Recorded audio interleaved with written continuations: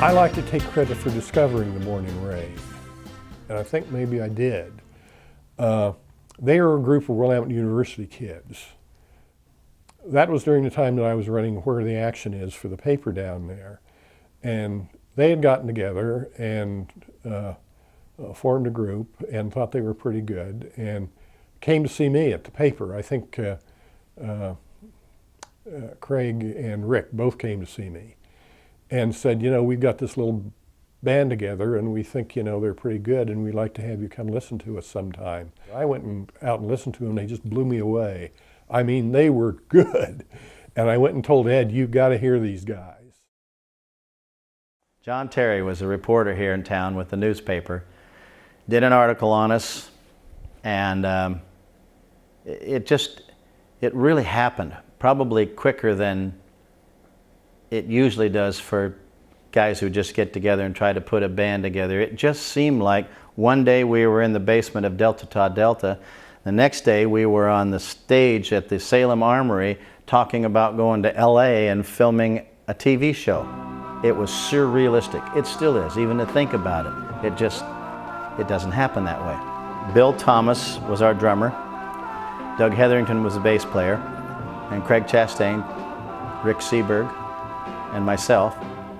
And a friend of mine from Eastern Oregon, Bob Baker, that was the original members of Morning Rain.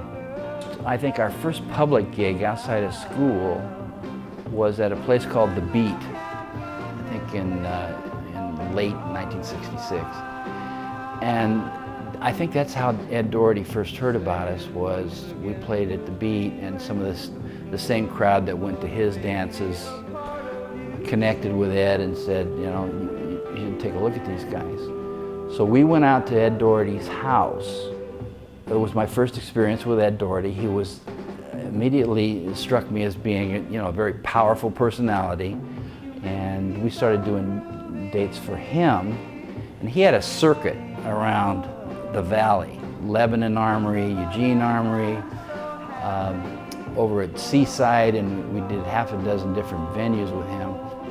So that's how we got started, and then by the summer '67, we were pretty much established as a band that was playing, you know, around the Northwest.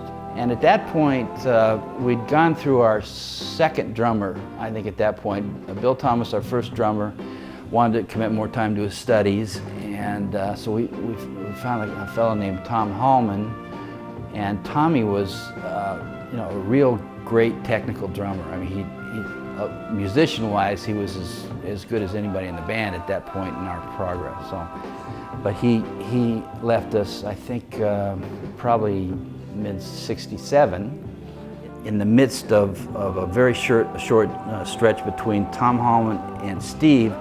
Another Salem guy named Howard Holland was with us. How could I forget pulling up in front of Capitol Records in this beat-up old green GMC truck and having Howard grab his stool and drag it out of the truck, and with a wire tied to his top hat and his snare drum stand and his bass drum, and just drug the drums out of this truck, and boom, they landed on the ground. He had no cases. Yes, Howard. Howard was a free spirit. Rick called me up, and there was only a few Hollands in the phone book, so he probably called them both, you know, and then got a hold of me, said, would you like to try out? And I'm going, oh man, because I know what the Morning Rain played, a pretty light fluff music, but the playing part of it won out. You know, okay, I'll go check it out, whatnot, and got over there and set up my equipment, and they said, well, let's try this song. And I go, well, really? You know, and going, okay, I think I remember it, you know, on the radio, and started going and using my heavy foot, heavy hands, heavy everything, you know, and the guys were loving it, and I'm going, I really didn't understand, because they said they were having a record done, but after it's done, then I'll hook up with the band, and then I have to learn the song. And the fact the drummer they had before was really good, but really jazz orientated, and just didn't give that kick, you know, to really drive things wild. And I was doing it, and they were all excited. And, okay, what's going on, you know? And then after I heard the record, I knew why they were so happy.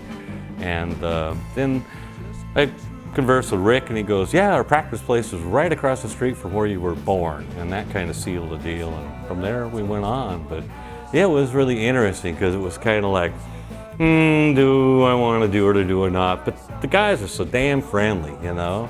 I mean, it was just like joining a Boy Scout troop, you know? We'd always do the hand thing, you know, before we went on, you know, touch hands, and yeah, just like basketball players. You know? I think some of the songs that I personally liked were early ones that Rick and Gene wrote together. Most of our music was, you know, related to our relationships or our lack thereof, you know. And most of them were I think, pretty much poppy. We had a song called Please Stop. Stop, I can't take it anymore. Please stop, I won't make it out the door. Loving doesn't get to you, babe, the way it gets to me. Doesn't make you cry anymore, so take a tip from me. Stop, I can't take it anymore. Please stop, I won't make it out the door. Is there some way to calm the love I found? We started playing dates around the Northwest, especially in Oregon. We got into what we considered the EJD circuit. Like I said, we started with the Lebanon Army, and then we started playing all these other venues. But our favorite was the VFW Hall for a couple of reasons. One was it was an easy venue to get a good sound from, to load in and load out your equipment. You know, everybody knew it, and it was almost always packed. So for us, any chance we had to play the VFW Hall, it was terrific. The ceiling was pretty low, and the bandstand was just a foot or so above the floor, so we were really close to the people that were dancing, and it was always packed. I don't remember it being very big, but I think you could pack a few hundred people in there. And it was great fun because we were so close to everybody, and it was almost like we were dancing with the people. It's love that you want, baby, I've got it from the depths of my soul. Baby, you've got it,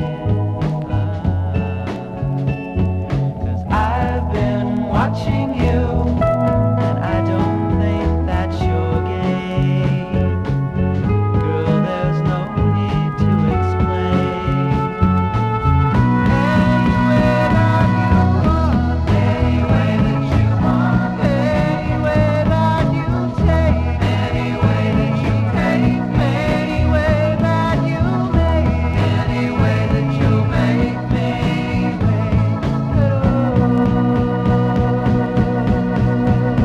The Armory was fun, but it was so huge, and everybody's so lost, and there's so much stuff going on. You really didn't enjoy it. You just go, okay, okay, get ready, go out there, get done, clear out, next one coming on, and all that. But in the VFW Hall, it was like family. I mean, they're right in front of your face, and you could really see that they're having fun. I mean, when they're, 35 feet away and the lights are on, and it changes light to dark, you see a mass, but you don't see anybody. So the VFW Hall was just absolutely fun to play. I mean, it just reaffirmed that, yeah, they actually like us because we can see they like us. When we played with the Dave Clark Five at the Salem Armory, we arrived early and, to set up our stuff or, to get ready and, put our stuff in the back. And, we played for a while, and then it was time for Dave Clark 5 to set up their stuff. So they had some, you know, big guitar amps, and they pretty much spread out over the whole stage.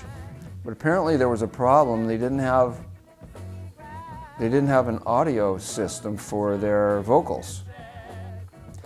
So they came to us and they said, okay, we need to use one of your amps to drive the vocals. Well, you know, we didn't really have anything to drive vocals for a band of that magnitude. You know, we had a little Bogan amp that we used with a couple of these 2 Atlas horns, which I haven't even seen on anything other than a pole at the state fair in the last 30 years.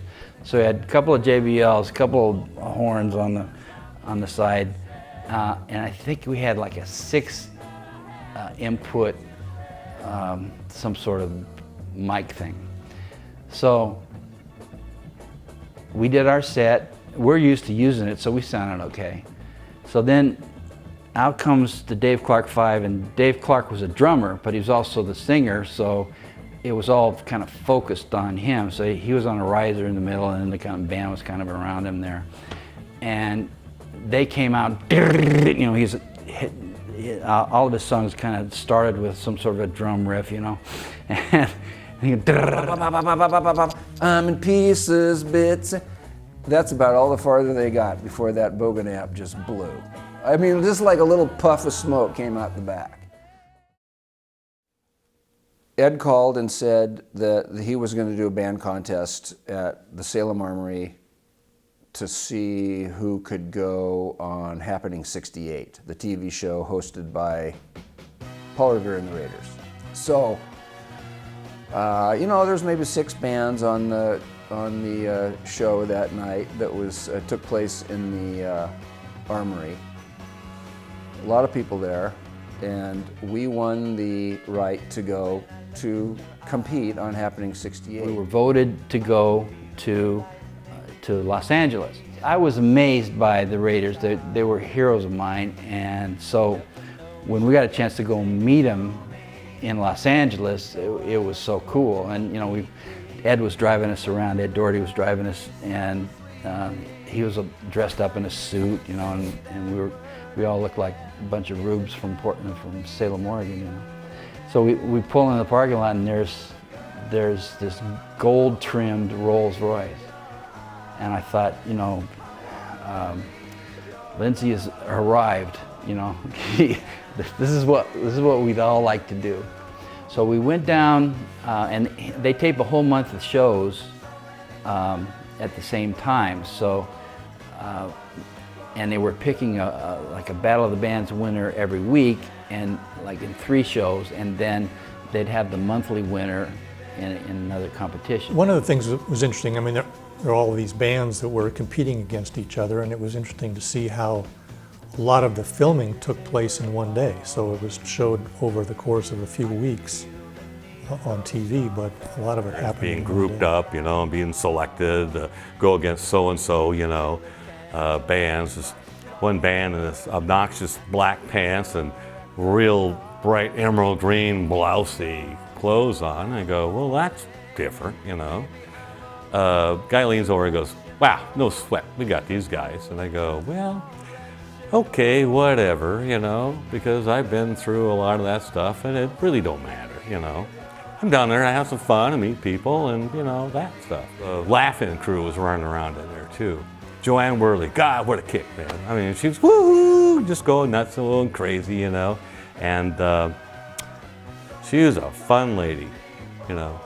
And so it was just chaos, total chaos, you know. We did not win that contest, but we did win some prizes. We came in 2nd place, and we won some amazing prizes like 3 power tools, Samsonite luggage, a little tomato soup colored LP player that ran on batteries. It was a goofy pile of stuff that I think we're all ABC sponsors or something that, you know, they got a chance to get a free plug-in or something. So we took all our stuff back to our band house in Salem, and about a week later somebody broke in and stole everything from us.